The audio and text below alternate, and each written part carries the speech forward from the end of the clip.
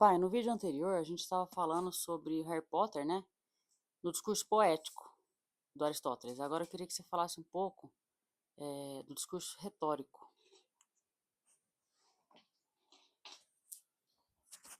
Bom, filho, vamos só fazer uma observação. A ideia central que me atraiu profundamente nesse trabalho do Olavo de Carvalho é a ideia de progressão dos discursos. O poético, como a gente viu, é o discurso onde você constrói as formas de representar o mundo dentro da mente. É o discurso onde você constrói a linguagem, o conceito, você estrutura a linguagem. A linguagem, ela é a dimensão na qual o humano evolui desde que ele se tornou um ser histórico. E a evolução no ser histórico garante. Por que ela acontece? Porque na hora que ele começa a escrever, ele estabiliza a linguagem o suficiente para que ela passe para a geração seguinte com menos distorção do que a oral. Qualquer pessoa que brincou de telefone sem fio sabe disso. E a humanidade tem documentos históricos sólidos com mais de 13 mil anos, as tabuletas da Babilônia, aquela conversa toda lá que a gente conhece, né? Tá ok? Tá. Talvez eu tenha exagerado o número 13 mil anos, mas certamente 12, 10 mil anos nós tenhamos de documentos históricos, mesmo que alguns a gente não consiga descrever, porque quando você vê, por exemplo, as cavernas de Lascaux, aquelas pinturas, são história escrita.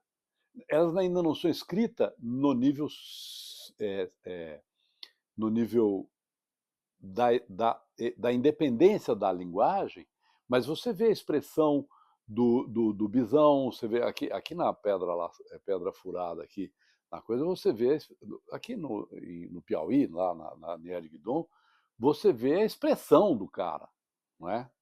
Então já há ali uma estabilização da história, no mínimo como um ícone com relação ao qual que o velho da tribo ou a velha da tribo, na minha cabeça a velha da tribo e não o velho, a velha é quem contava a história, né? O velho ele só ajudava a tomar a decisão, a velha contava a história, porque é mais ou menos esse o padrão humano. Então, o que acontece quando o discurso poético ele vai ampliar as formas de expressão e as formas de captura do mundo ah, pela mente e da transformação do mundo numa representação abstrata que é a mente. Mas o discurso poético, ele não garante o seu envolvimento com o objeto de estudo, ele garante apenas a sua capacidade de pensar sobre o objeto de estudo. Como é que você se envolve com o objeto de estudo? Vamos voltar no Aristóteles. O ente, o ethos, o logos e o pathos. O ente é o ser em si, o ethos é o ser que age, o ser que se responsabiliza pela ação, o logos é o ser que pensa, que raciocina, o pathos é o ser que sente, é o ser que se envolve. Não é? O discurso retórico, e isso é Aristóteles claramente, é o discurso no qual um certo logos, ou seja, uma certa lógica, é apresentada por um certo ente, um determinado discurso orador, que sustenta o que ele fala a partir do próprio ethos, ou seja, ele se responsabiliza pelo que ele fala, para comover a audiência, ou seja, para ativar o patos do ouvinte. Vamos pensar aqui. Eu sou o Ari, é o ente.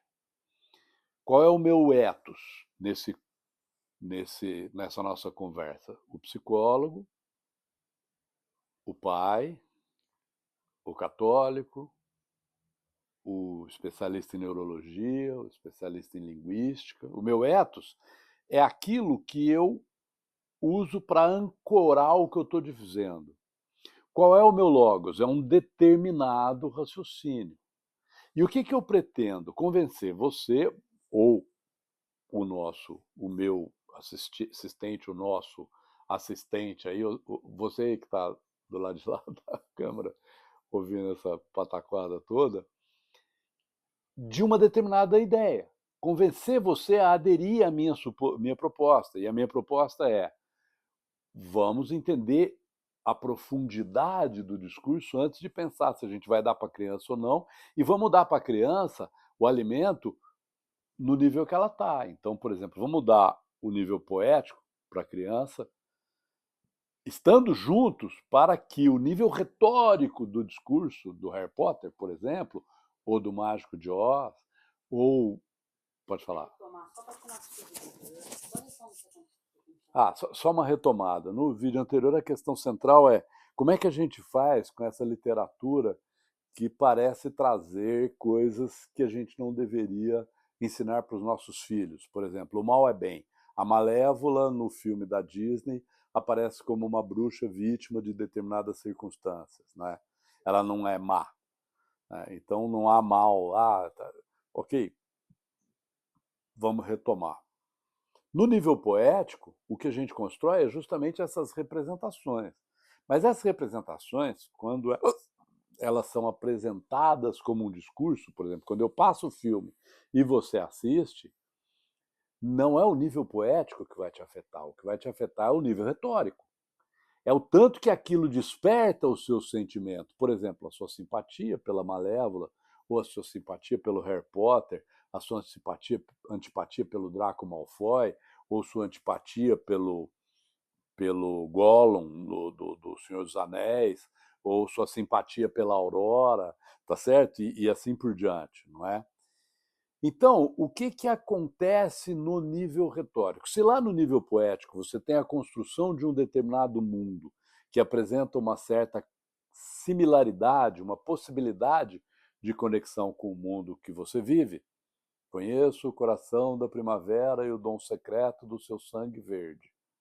Aquele verso que eu usei no outro, que é o verso da Cecília Meirelles. Isso te ajuda a construir uma imagem de primavera. Mas a nossa imagem de primavera, como francanos, é a primavera do Brasil.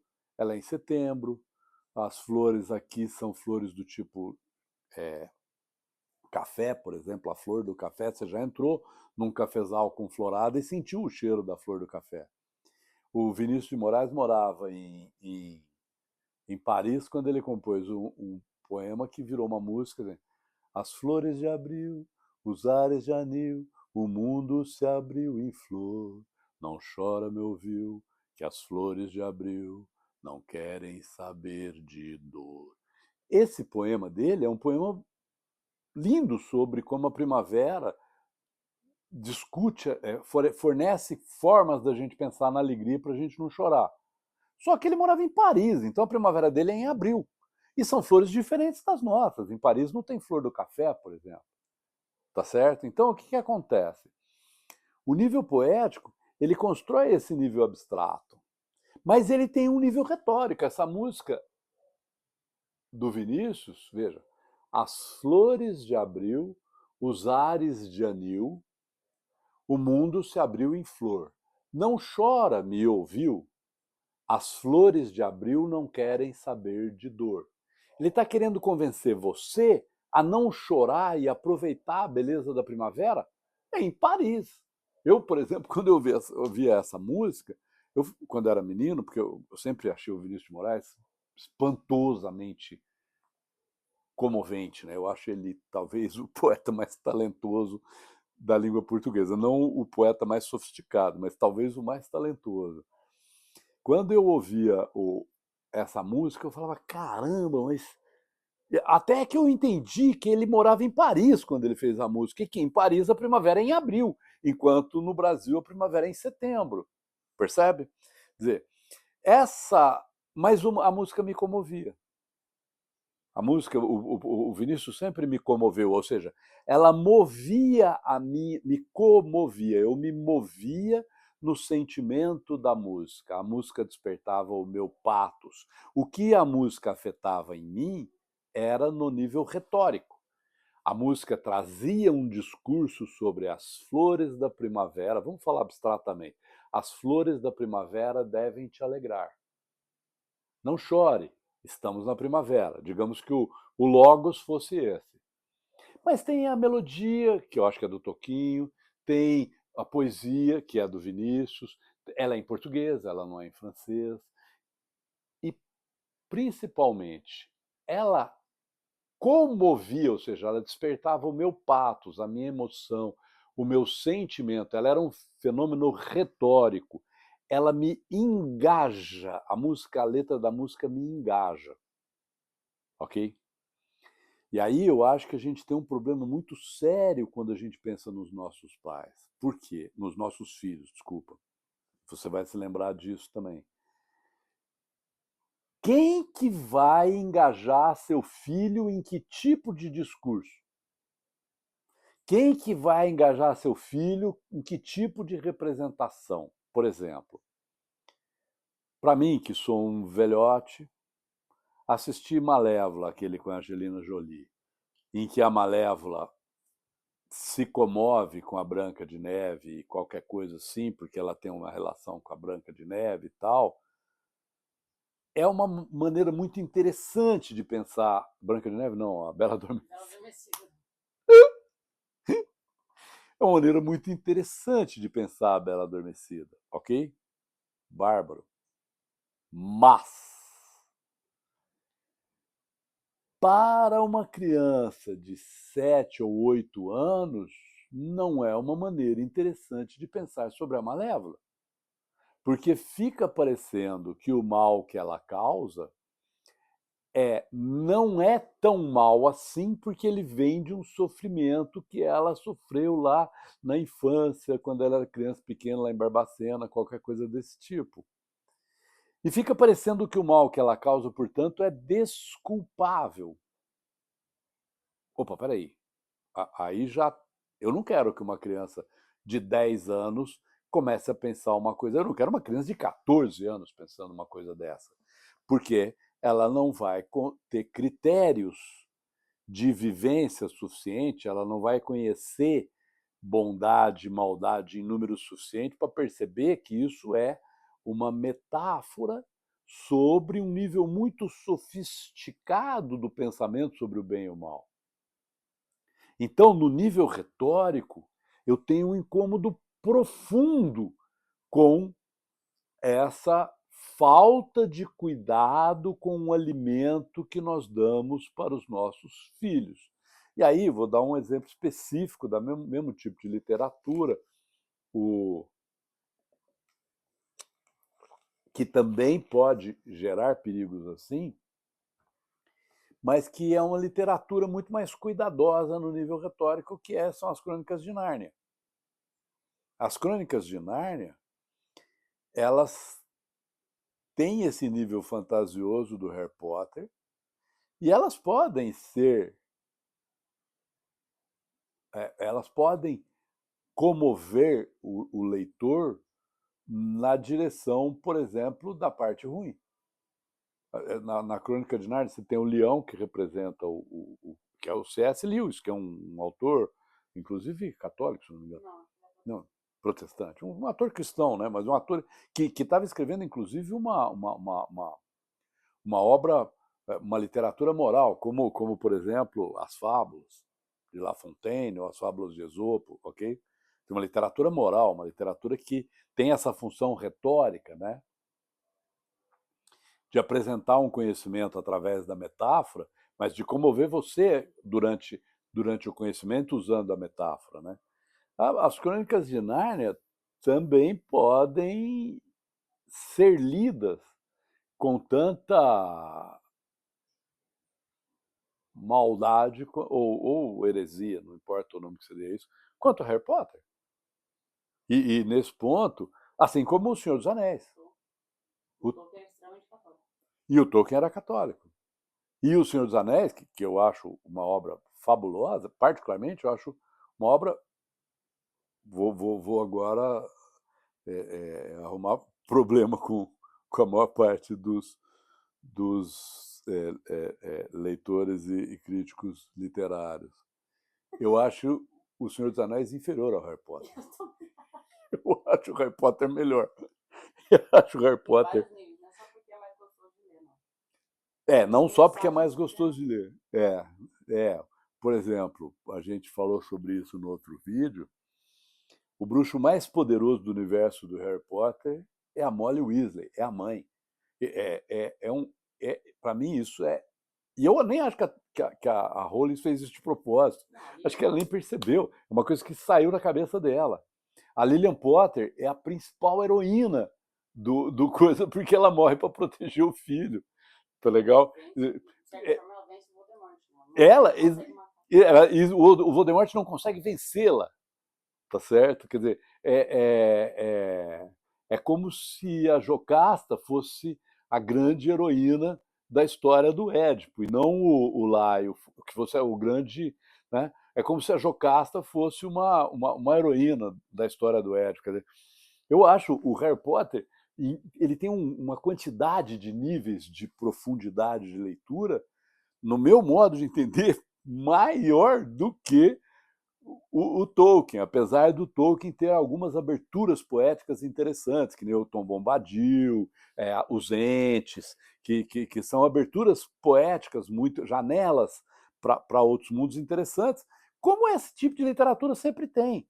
Né? Qual era a literatura? Eu não vou chamar essa literatura... Essa literatura é Sword, espada é sword, né? Sword and Sorcerer, feitiçaria e espada, né? A minha época não era essa. A minha época era ficção científica, né? Porque eu queria ser cientista quando era moleque. Então a minha época era Isaac Asimov, Ray Bradbury, Arthur Clarke e Orson Scott Card e os grandes, o Júlio Verne, H.G. Wells, né? Os grandes estudiosos da épica científica, né? Da aventura científica. Né? Eu sempre quis ser cientista desde garotinho. Mas o que eu quero me firmar hoje é muito nessa noção de entender que, no nível retórico, a criança que ainda não domina o nível poético fica vulnerável porque não domina o nível poético. Mas a criança que ainda não chegou no ponto da adolescência e não tem um contexto de certo e errado estável na família dela, no nível retórico ela vira uma massa de manobra. Se você examina, e agora eu vou explorar profundamente o nível retórico do que eu acho que aconteceu no século XX, a partir do surgimento do audiovisual.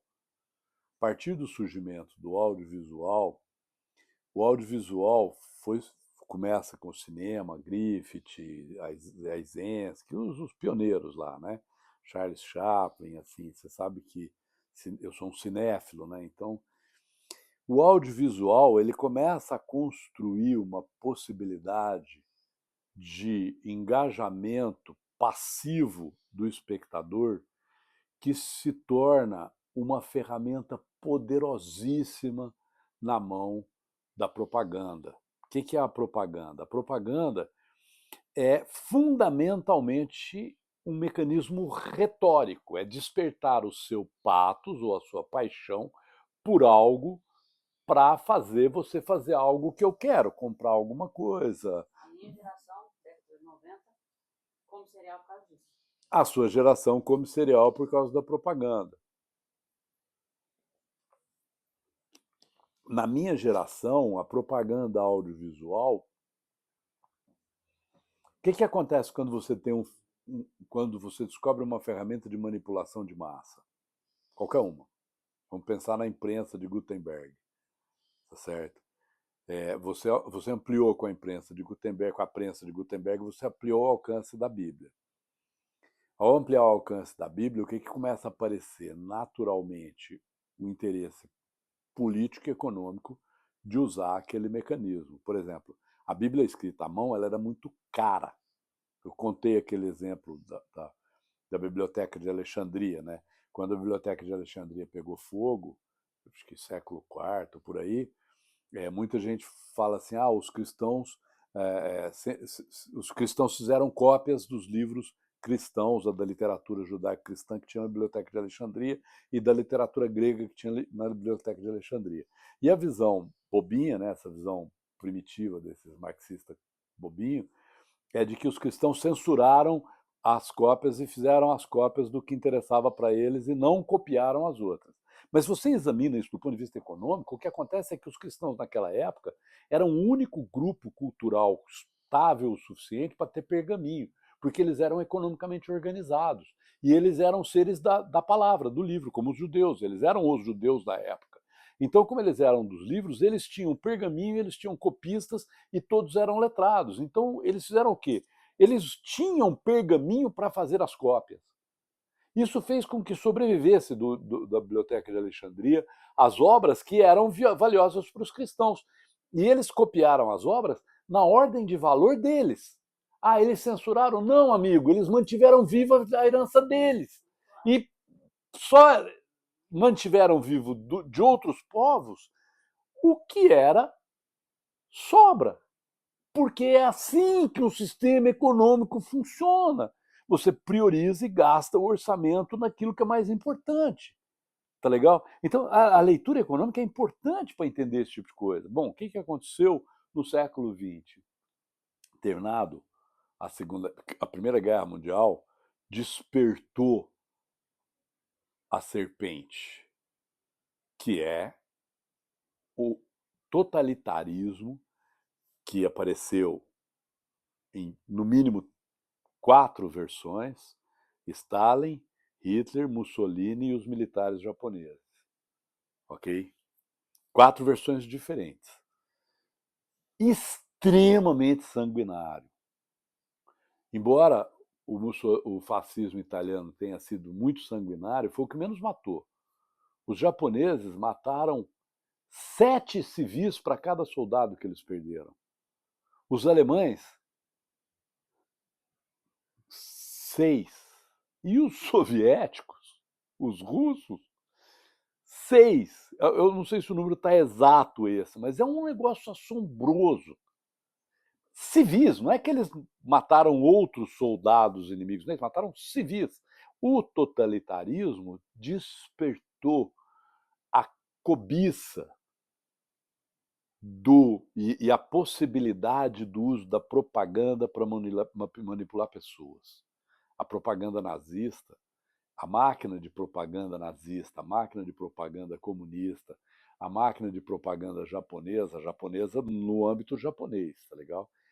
Ela se tornou muito poderosa, a ponto de produzir atrocidades como os holocaustos, né? Tem o holocausto dos judeus, tem o holocausto dos chineses e coreanos, praticado pelos japoneses, e tem o holocausto que o Stalin provocou. O Stalin matou mais gente que o Hitler, tá legal? Então, tudo isso sob uma capa de estamos fazendo o bem para você, sobre uma capa retórica que fez muito idiota se apropriar e se aproximar daquilo por não entender, por não ser capaz de ver atrás da propaganda. E quando isso surge a TV surge especialmente num contexto, que é o contexto americano, que passou por toda essa transformação cultural que eu estou falando, surgimento da propaganda, mas num país que não sofreu perdas diretas da guerra, pelo contrário, ganhou a guerra pelo seu poder econômico e saiu da guerra mais rico. Não mais rico objetivamente, absolutamente, mas mais rico relativamente e principalmente com uma capacidade produtiva muito maior, porque criou uma máquina de guerra enorme e engajou muitas mulheres no mercado de trabalho, quase duplicou, eu acho que até mais do que quintuplicou a sua própria capacidade de produção. E começou, emergiu ali o quê? Um mecanismo de propaganda poderosíssimo. A melhor forma de fazer isso é vender, de continuar o crescimento econômico, é vender bens para as pessoas. Aparentemente, um mecanismo normal. E os canais eram canais pequenos, controlados. Quando você monta um jornal, você chama para trabalhar no jornal gente que você conhece. Então, pessoas que pensam parecido. E a televisão, você tem as faixas de canais, você tinha canais fechados. Então, o que você tinha?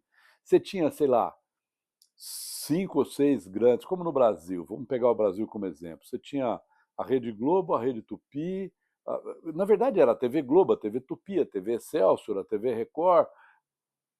Por quê? Cabe um certo número de canais na faixa do espectro eletromagnético que você transmite, e essas frequências foram atribuídas, no caso do Brasil, por exemplo, concedidas pelo Estado para grupos econômicos que iam explorar essas faixas. E aí o Brasil teve, por exemplo, no Brasil em particular, foram 4 grandes redes. Pode falar. Aí eu queria que você deu para entender bem essa parte da TV. Em relação a hoje, com o mundo digital aqui do celular. O que foi acontecendo? Esse canal foi criando uma credibilidade poética ferocíssima. Hoje a inteligência artificial, é possível que alguma pessoa recém-chegada na nossa história e no nosso canal imagine que eu seja um agente de inteligência artificial falando aqui. E é possível que daqui a algum tempo a inteligência artificial esteja produzindo imagens tão convincentes que alguém consiga fazer um avatar de mim e fazer um contradiscurso desse discurso que eu estou fazendo agora. Né? A única garantia que eu posso, que a pessoa que está assistindo pode ter, de que eu sou verdadeiro, é uma certa crença cega de que eu sou uma pessoa real. Então, você acha que o que vai acontecer, o que está acontecendo, é que as pessoas vão perdendo a credibilidade nesses meios, o oposto do que acontecia antes? Não. A tendência No é nível poético, os meios estão cada vez mais convincentes. Então, as pessoas estão acreditando cada vez mais. Você vai lembrar, no porque nível a gente. poético. No nível poético, no nível da imagem. Mas todo mundo começa pelo nível poético, ninguém começa pelo nível retórico. O nível retórico, para o que está aprendendo, ele é escondido. A criança não percebe o nível retórico. Ela só vai aprender a discernir o nível retórico se você ajudá-la a pensar sobre aquilo. Lembra quando, acho que é nas Chiquititas, uma menina falou de suicídio, e a sua mãe sentava com vocês e conversava sobre suicídio? A menina ia se matar porque tinha câncer. Isso, a menina ia se matar porque tinha câncer. Menino, ok? Era uma coisa. Que tinha ali, no nível poético, tinha uma história crível, e no nível retórico, uma história que podia emocionar vocês. Só que a mensagem que estava sendo passada, o logos que estava sendo passado no nível retórico, era um logos contrário aos valores nossos, da nossa família. O que a mamãe fez? Em vez dela falar, não vai assistir, ela sentou, assistiu junto e discutiu com vocês.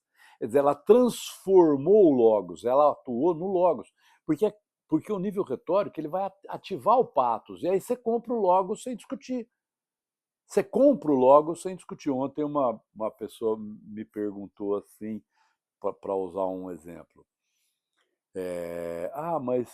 Mas é óbvio que as pessoas, por exemplo, as mulheres no Islã estão sendo massacradas por serem mulheres, colocadas dentro das burcas, etc. e tal. Sim, é óbvio. Mas as pessoas falam assim, isso é um horror no século XX. Na verdade, as mulheres massacradas nas burcas, elas são a parte feminina das vítimas do Islã. Vamos pensar na parte masculina das vítimas do Islã?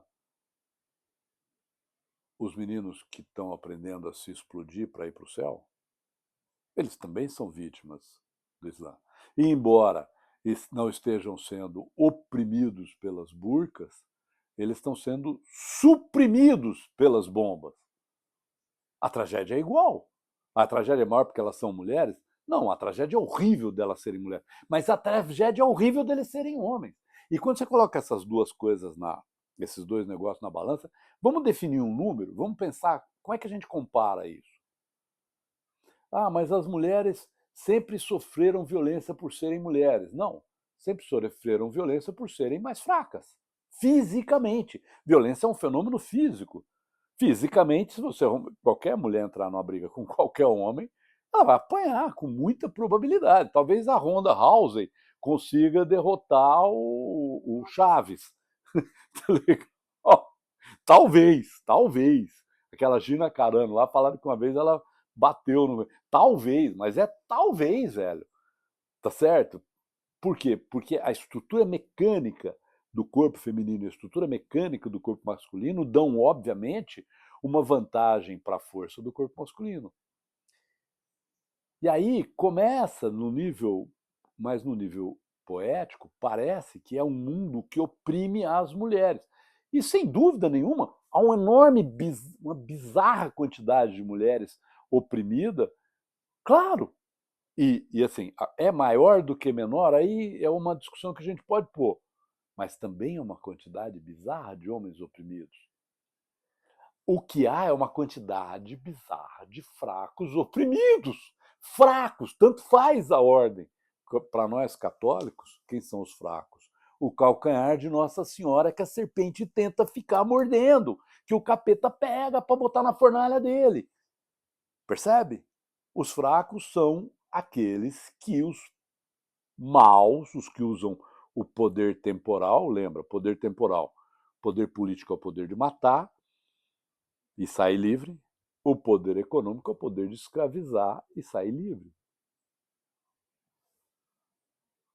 Jesus disse assim: eu morro e sirvo. O poder político não me muda, porque eu aceito morrer, e o poder econômico não me escraviza, porque eu aceito servir. Então, o poder político e econômico não me serve. Não me controla, mas observa, você só consegue ser livre pessoalmente, não existe liberdade coletiva. Porque sou eu que tenho que falar, tá bom, então atira. Ou não, pode deixar, eu faço para você, não precisa tentar me convencer. Eu faço por amor. Percebe? E aí o que, que acontece? Nesse nível retórico, a qualidade, a qualidade, a qualidade poética dos meios de comunicação, como a inteligência artificial, o telefone, o cinema, os filmes da Pixar, o Velozes e Furiosos, essa besteirada toda, a Marvel, não importa. A qualidade poética, ou seja, a qualidade dessas imagens de serem convincentes, dá a elas um poder retórico assombroso para qualquer pessoa que não tenha uma mente adulta. E aí você tem o quê? A propaganda começou a colonizar, primeiro, os adultos, depois os adolescentes e depois as crianças. Por quê? Porque você colonizar a mente das crianças garante para você que elas serão bons consumidores no futuro do produto que você quer vender para elas. Seja cereal, seja um remédio qualquer, seja uma posição qualquer de escravo, seja uma posição qualquer de bucha de canhão. Certo? Pensa, por exemplo, Explica um pouco na, mais isso para das gerações que acho que quem é mais novo não vai entender. Na sua geração, a propaganda pegava os adultos. na minha geração, a propaganda para as crianças ainda era precária. Por quê? Eu nasci em 59. A televisão foi inventada em 1950. E ela, aqui em Franca, por exemplo, a televisão apareceu, ou seja, era possível pegar a televisão em 67, quando o Dr. Lancha fez conseguiu convencer a Rede Record e a Rede Tupi a trazer. Então, eu comecei a ver televisão, primeiro, não tinha videotape, a televisão era ao vivo. O que ela tinha era telecinagem. O que é telecinagem? Você punha uma câmera de TV e projetava um filme e filmava o filme. Telecinagem. A televisão começava, quando eu era garota, a televisão começava, se não me engano, meio-dia, o Repórter É, não sei o que, e terminava depois do Repórter Esso, que era o Jornal da Noite. Aí, depois do Jornal da Noite, começou a aparecer outras programações. A Globo, mercê do gênio poético do Walter Clark e do Boni, criou uma máquina de atração e captação de telespectadores. Eles organizaram uma grade de programação confiável, eles criaram um mecanismo, eles criaram um padrão poético, a qualidade da imagem da Globo, quando eu era moleque, era assombrosamente maior. Até hoje, as novelas da Globo vendem muito bem fora do Brasil por causa da qualidade poética das imagens, ou seja, a enquadramento, o tipo de diálogo, a iluminação. A Globo tem um padrão de qualidade que convence Rússia, Estados Unidos. Assiste uma soap ópera americana, Portugal. Mas assiste uma novela americana, você fala, nossa, que ridículo, parece uma novela mexicana. Tá certo? A dramaturgia da Globo agora, essa é a parte poética.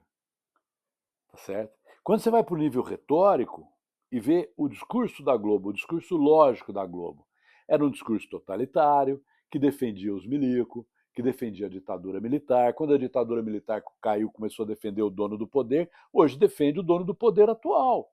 E vai defender o dono do poder sempre, porque os caras vivem de verba pública, velho. Tá certo? Então eles vão defender todo mundo que mantenha a condição deles continuarem chupinhando a sociedade através da drenagem de uma parte dos impostos que você é obrigado a pagar, porque são impostos. Né? Mas o pior não é isso. O pior é que, por ser um canal centralizado, ele vai ser pouquíssimo plural. Então, voltando. Aí quando vocês nasceram, a televisão já era. E você vai lembrar de uma coisa específica. A gente mora na roça desde que você tinha 4 anos. E lá em casa a televisão sempre foi um problema, porque a gente não estava na zona de sombra das antenas, então a gente tinha que pegar satélite. E nós já tivemos vários tipos de parabólica. Aquela parabólica grandona. A parabólica grandona só tinha 2 canais, 2 satélites. Então você tinha que escolher qual satélite você pegava. Como vocês gostavam, e a gente gostava muito dos programas infantis da TV Cultura, Castelo Rá-Tim-Bum, a gente pegava o canal da TV Cultura. Então a nossa casa não tinha Globo. Vocês foram crianças completamente fora do grupo de vocês, porque na casa de vocês não tinha Globo, vocês não sabiam o que era a Globo. Porque vocês não. Aliás, vocês assistiam um pouco na sua avó, de vez em quando. Na cidade, mas raramente. Tá. Então, vocês não têm uma formação de novela. Aí veio aquela parabólica menorzinha, que era um pratinho. Que aí você pagava Sky, isso. E foi isso. E assim, foi. Só que vocês não tiveram essa formação televisiva. Mas a geração de vocês tem. A geração de vocês, tanto que tem um canal de vocês, acho que o cara chama Noge, é Canal 90, que é o cara, que é o canal que conta a história da televisão que vocês viram quando vocês entraram, vocês entraram, vocês estavam entrando, saindo da infância para a adolescência, que é começo dos anos 90 até o final dos anos 90 para você. Então você assiste, porque assim, hoje, você vê na nostalgia, a minha geração lembra com nostalgia de como era bom quando a gente era criança, e fala qualquer coisa lá. Eu não tenho essa ideia. Eu acho o seguinte: quando eu era criança, eu era bobo. Eu era criança. Então eu acreditava em tudo. Então, muito do que eu vejo na nostalgia é assim, tá. Eu achava que era legal, mas eu achava que era legal porque eu era bobo. Tá certo? Mas essa nostalgia, que é uma tentativa de resgatar o passado, que deve ser feita, né? Você deve conhecer a história da sua família, a história da sua cultura, a história da sua linhagem, mas você deve aprender isso com a sua família, não com o seu governo. Porque na sua família, quem que vai contar a história para você? A pessoa que te criou e que vê em você a continuação da história dela. Então, para fechar a questão retórica. Como é que eu combato, então, essa possível manipulação retórica?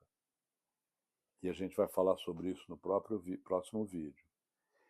Aprendendo a conhecer a minha história. Você conhece, talvez não completamente, mas você já ouviu histórias do seu trisavô, dos dois lados, do seu trisavô. Já ouviu a história do vô Candido, da avó Mariquinha, dos seus bisavós, dos seus avós, dos seus pais, dos ambos os lados da sua família.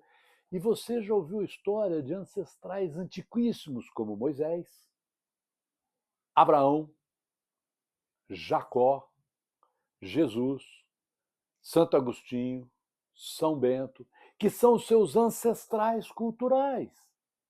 Você conhece a sua história, você é um povo histórico, você faz parte de um povo. Como a mamãe fala, você faz parte de uma linhagem. E aí você consegue, a partir do conhecimento da sua linhagem, criar critérios para não comprar o logos que, ou seja, a lógica que a propaganda moderna, com a sua competência poética, está tentando vender para você através do mecanismo retórico de despertar seu sentimento. Então, por exemplo, você é uma mulher extremamente bem formada, com sua condição intelectual de primeira linha, e você não compra essa conversinha de que as mulheres são oprimidas por serem mulheres. Embora você reconheça que realmente há muita opressão sobre as mulheres. Mas você também reconhece que há muita opressão sobre os homens. E que a opressão é sempre do forte sobre o fraco, não do homem sobre a mulher. Por que você reconhece isso? Porque você conhece a sua história. E você sabe o tanto que as suas avós, o tanto que as suas bisavós eram mulheres fortes, que tinham qualidades femininas que moldaram a história da sua família. E você conhece a história dos seus avós e dos seus bisavós e sabe o tanto que seus avós e bisavós foram pessoas fortes. Só para completar. Quem eram os deuses da geração do Homero? Eram os heróis da geração micênica. O grego clássico, ele é o herdeiro da Grécia micênica. A Grécia micênica é a Guerra de Troia. Os heróis da Guerra de Troia viraram os semideuses do Homero na Ilíada. E quem que eram os deuses? Eram os heróis, os heróis da geração anterior à micênica, que se tornaram os deuses. Então, quando você pega a mitologia grega, você percebe quem era o Cronos. Você vai olhando ali, o que você vê é aquele mito que vai emergindo da existência de uma figura histórica real que fez alguma coisa real e cujo contorno foi sendo reduzido pela tradição oral e pela história contada. Não é? Então, por exemplo, Noé. Provavelmente, Noé é um herói, um mito. Provavelmente houve uma figura real cuja história foi resumida e quando ela foi escrita por Moisés e virou um documento, ela estabilizou. Então, quando você pega o Gênesis, o que você tem ali? A estabilização de um sumo de histórias que vem sendo contado desde que os homens começaram a falar. E aquela estabilização deu. Você vê, por exemplo, a Epopeia de Gilgamesh, que é mais antiga, tem vários ecos da Epopeia de Gilgamesh nas primeiras partes do Gênesis. Então, há uma influência cruzada. Percebe? Como há hoje uma influência cruzada. Aí, quando você constrói a sua identidade a partir da história da sua família, a história que seu pai te contou, que sua mãe te contou, que seu avô te contou, que sua avó te contou, que seu bisavô te contou, que sua bisavó te contou, até Adão, no nosso caso, que somos católicos, somos os judeus modernos, digamos assim, você tem condição de se defender da manobra retórica, porque você fala, não, pera um pouquinho, a Malévola é má, o fato dela ser vítima não apaga que ela é má. E o fato de ela ter uma emoção de compaixão pela Branca, não é Branca de Neve, pela Aurora, não redime a maldade que ela fez. Percebeu?